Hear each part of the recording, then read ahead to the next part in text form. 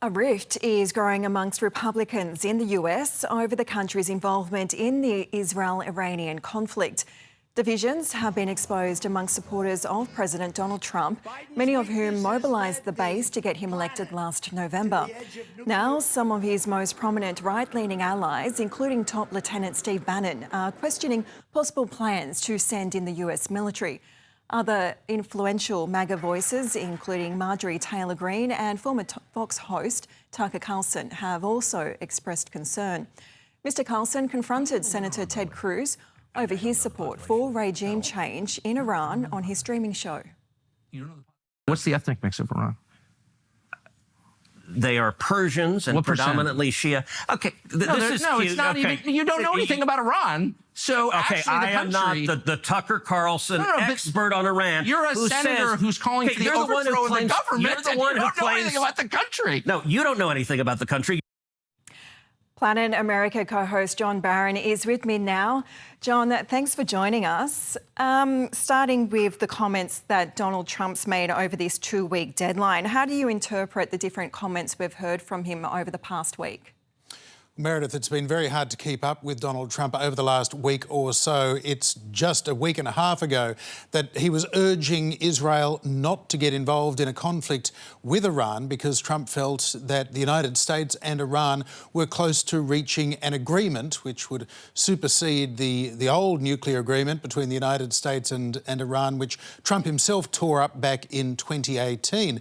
Donald Trump has certainly been on a bit of a journey, now seeing that Israel has dominance over the skies above Iran. Suddenly the idea of America landing a knockout blow, bunker-busting bombs at the Fordo deep underground nuclear site is very appealing to Donald Trump. But by the same token, of course, his instincts have always been against war. He likes to project strength. Maybe the world's biggest conventional weapon, these bunker-busting bombs, would project that strength, but he doesn't want America to be in a forever war in the Middle East. He campaigned from 2016 onwards on the basis of he would not be a president to lead America into another Iraq or Afghanistan. What are you making of this rift within the Republican Party? It's a fascinating one, Meredith, because some of Donald Trump's supporters, the media figures, the podcasters, the hangers-on, were attracted to Donald Trump because, unlike a lot of conservatives, unlike a lot of Republicans, his America First mantra was interpreted as being isolationist, not getting involved in foreign wars at the expense of American lives and American taxpayers. That being said, of course, most of Donald Trump's actual voters and supporters, not the ones with podcasts, but the ones with votes in the places that got him elected, they will follow Donald Trump wherever he goes. They'd be, frankly, just as happy if it's Donald Trump, the victorious war leader, as Donald Trump, the isolationist who didn't lead them into war, as long as he convinces them that he has won. So if he goes, he has to go hard, but he'll still be looking to avoid a quagmire in Iran. So unlike his predecessors in the Bush administration in the early 2000s, that notion of Colin Powell's, the pottery barn notion of if you break it, you own it, Donald Trump could break it and then walk away, hope for regime change, but really just say, look, we're moving on to other things. We're not in the business of nation building. That will all depend on whether he thinks he can go in with a surgical strike to knock out Iran's nuclear program for a decade rather than a few months. So then how does this sit with his pledge not to involve the US in any new wars? If he can frame this as an act of strength in line with the best advice of the intelligence community, the difficulty is, even though President Trump is having briefings from the American intelligence community this weekend, while his Special Envoy Steve Witkoff will be in Geneva, we understand, to talk to the Iranian foreign minister to move this negotiation, these talks, from what have essentially been, we understand, text messages between Witkoff and the Iranians into formal talks that could lead to some substantive agreement in a real hurry while the clock is ticking on this within 2 weeks deadline, which of course could be 24 or 48 hours. It doesn't have to be 14 days. The big question, Meredith, and the one that we really can't know is, does Donald Trump listen to American intelligence? Because the American intelligence assessment as of 12 weeks ago was Iran is not building a nuclear weapon. They are no closer to building a nuclear weapon. Israel has been in Trump's ear this week saying they're within maybe weeks of a breakout, a dash to 90% enrichment and a nuclear device. We don't have time to negotiate. We have to act now.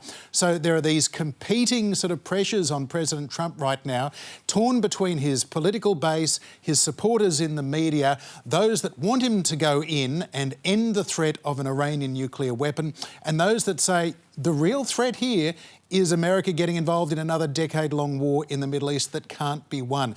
This is probably the biggest single decision that Donald Trump has had to make in either his first or the 5 months of his second presidential term.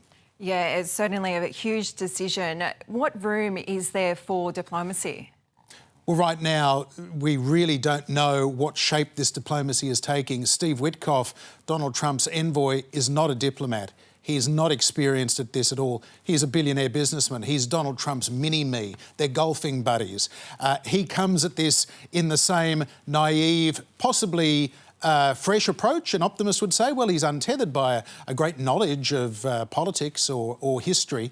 He's just going in there to make a transactional deal, which is essentially what Donald Trump himself would do. A transactional deal.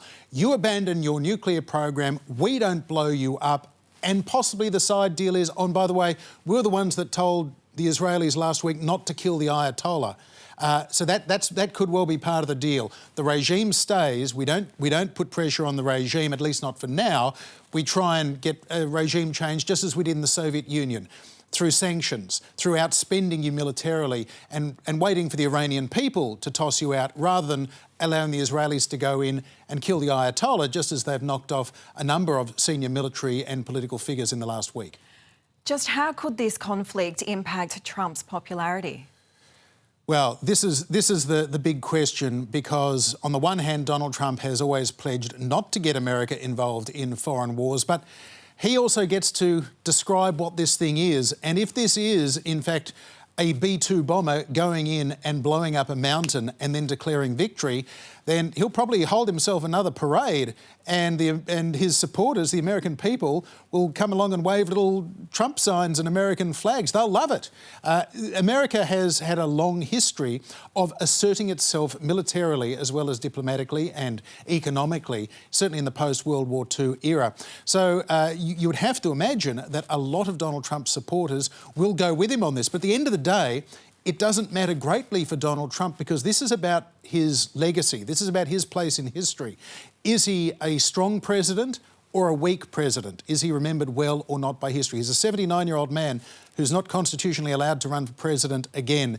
To an extent, opinion polls and voters don't matter so much as the verdict that history will cast over his actions in the hours and days ahead. Planet America co-host John Barron, thanks for your analysis.